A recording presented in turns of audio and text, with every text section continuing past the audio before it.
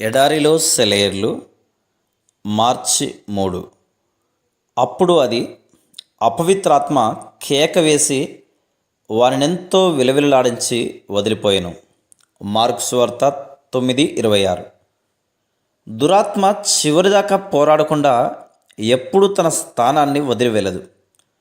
మనం కూడా సరదాగా కాలక్షేపం చేయడం మూలన ఎలాంటి ఆత్మీయమైన మేలును పొందలేము. కానీ యుద్ధరంగంలో నిలిచి పోరాడితేనే మనకు రావలసిన దాన్ని దక్కించుకోగలం. ఆత్మీయంగా కూడా ఇదే వర్తిస్తుంది. ఆత్మీయ స్వాతంత్రాన్ని ఆశించిన ప్రతి విషయంలోనూ రక్తాన్ని కార్చవలసి ఉంది. నెమ్మదిగా వాదిస్తే అపోల్లోను పారిపోడు, దారికి అడ్డంగా పరుచుకొని నిలబడే ఉంటాడు. మనం కన్నీళ్ళు రక్తం కార్చి మన దారిని సుగమం చేసుకోవాలి.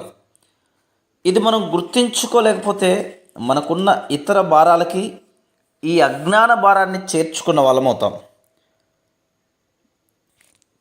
మనం తిరిగి పుట్టింది శిశు సంరక్షణ కేంద్రాల్లోని మెత్తని పట్టుపరుపులో పడుకోవడానికి కాదు, ఆరు బయట నిలబడి తుఫాను తాకిడిని తట్టుకోవడానికే. దాని బీభత్సంలో నుంచి మన శక్తిని జుర్రుకోవడానికే. ఘోర శ్రమల ద్వారా దేవుని రాజ్యంలో ప్రవేశించాలి. చెరసాల, ఖడ్గం, అగ్నిగుండం అన్నిటికీ ఎదురు నిలిచిన మన తండ్రుల విశ్వాసం. ఈ మాటలు వింటే మనకెంత గర్వం. మన తండ్రుల విశ్వాసం పరిశుద్ధ విశ్వాసం. దానికి వారసులమవుదాం. చీకటి కొట్టుల్లో గొలుసులతో కట్టారు. వాళ్ళ మనసులు, ఆత్మలు స్వతంత్రాలే.